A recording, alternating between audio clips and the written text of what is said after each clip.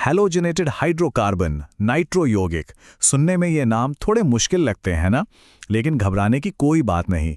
आज हम इन्हीं के नामकरण के पीछे का कोड क्रैक करने वाले हैं। तो चलिए शुरू करते हैं। अच्छा, कभी ऐसा हुआ है कि कोई लंबा सा केमिकल नाम सामने आया और लगा कि ये कौन सी एलियन भाषा है? मेरे साथ तो बहुत होता था। सच में ये नाम इतने कॉम्प्लेक्स दिखते हैं कि दिमाग एकदम से शटडाउन हो जाता है। लेकिन क्या हो अगर मैं ये कहूं कि ये कोई मुश्किल प्रॉब्लम नहीं बल्कि एक मजेदार पहेली है। एक ऐसा कोड जिसे एक बार समझ लिया तो फिर कोई भी केमिकल नाम पढ़ना और लिखना बच्चों का खेल हो जाएगा। ये रट्टा मारने वाली चीज नहीं है, ये तो एक पूरी नई भाषा सीखने जैसा है। तो सवाल उठता है कि भाई इस भाषा के नियम बनाए किसने? ये काम किया है international union of pure and applied chemistry यानी IUPAC ने। उन्होंने ये सिस्टम इसलिए बनाया था कि पूरी दुनिया के केमिस्ट्स एक ही जुबान में बात कर सकें, कोई कंफ्यूजन ही ना रहे। चलिए तो सबसे पहले डिकोड करते हैं हैलोजेनेटेड हाइड्रोकार्बन्स को। अब ये क्या बला है? बहुत सिंपल है। सोचिए एक कार्बन की लंबी चेन है और उससे एक हैलोजन एटम जैसे क्लोरीन या ब्रोमीन जुड़ा हुआ है। इसको ऐसे समझें कि कार्बन चेन एक ट्रेन है और हैलोजन उसका एक स्पेशल पैसेंजर है। तो अब सवाल यह है कि इस स्पेशल पैसेंजर का नाम कैसे रखा जाए। इसके लिए एक बहुत ही आसान 3 स्टेप का प्रोसेस है। एक बार इसका लॉजिक पकड़ में आ गया ना तो ये सब एकदम आसान लगने लगेगा। तो ये रहे वो 3 सिंपल स्टेप्स। पहचानो, नंबर दो और नाम दो।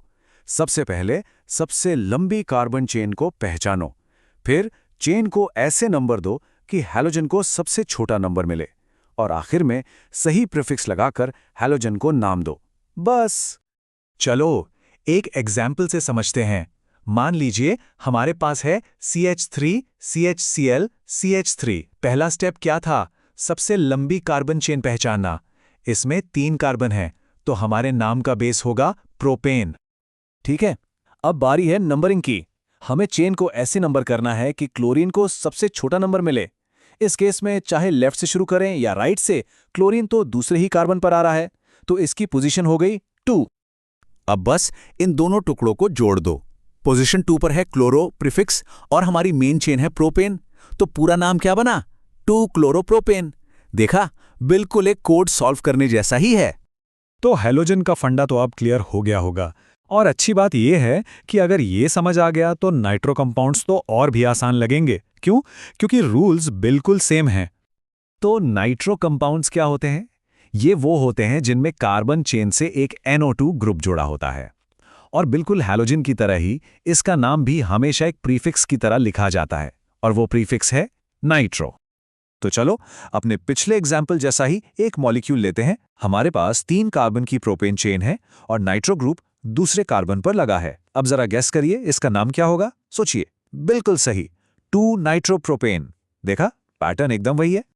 ठीक है, तो एक ग्रुप को नाम देना तो सीख लिया। अब थोड़ा लेवल बढ़ाते हैं। क्या होगा अगर एक ही मॉलिक्यूल में एक से ज्यादा ग्रुप्स जुड़े हों? और ये एक बहुत जरूरी सवाल है, क्योंकि ऑर्गेनिक केमिस्ट्री में अक्सर मॉलिक्यूल्स पर कई अलग अलग ग्रुप्स लगे होते हैं। ये कुछ ऐसा है जैसे एक ही घर में कई मेहमान आ गए हों और हमें सबका नाम सही तरीके से लेना है। इसका जवाब बहुत ही सीधा साधा है, अल्फाबेटिकल रूल। जब एक से ज्यादा तरह के ग्रुप्स हों तो हम उन्हें अल्फाबेटिकल ऑर्डर में लिखते हैं। मतलब ब्रोमो का B क्लोरो के C से पहले आता है, तो नाम में भी ब्रोमो पहले आएगा। इससे कोई फर्क नहीं पड़ता कि उनकी पोजीशन नंबर क्या है। और अगर एक ही जैसे कई ग्रुप्स हों तो तब हम प्रीफिक्स इस्तेमाल करते हैं, जैसे 2 के लिए डाई, 3 के लिए ट्राई, वगैरह वगैरह। जैसे इस एग्जाम्पल में 2 क्लोरीन एटम है, तो नाम हो गया 1,2 डाइक्लोरोप्रोपेन। चलो अब फटाफट कुछ प्रो टिप्स देख लेते हैं। ये समझ लीजिए कि ये एक क्विक मेमोरी गाइड है। कुछ जरूरी बातें जो हमेशा याद रखनी है। पहली, हैलोजन और नाइट्रो ग्रुप्स हमेशा प्रीफिक्स होते हैं।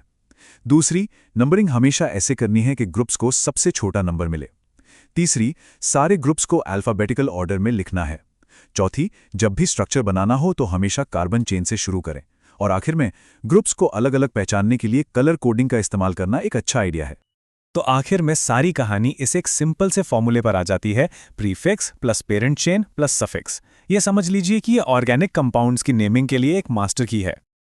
तो देखिए, ये सिर्फ कुछ नियम याद करने की बात नहीं है, ये तो मॉलिक्यूल्स की भाषा को समझने जैसा है। ये स्किल केमिस्ट्री की दुनिया में और गहराई तक जाने का रास्ता खोलती है। अब जब ये कोड क्रैक करना आ गया है, तो जरा सोचिए आगे और क्या-क्या खोजा जा सकता है।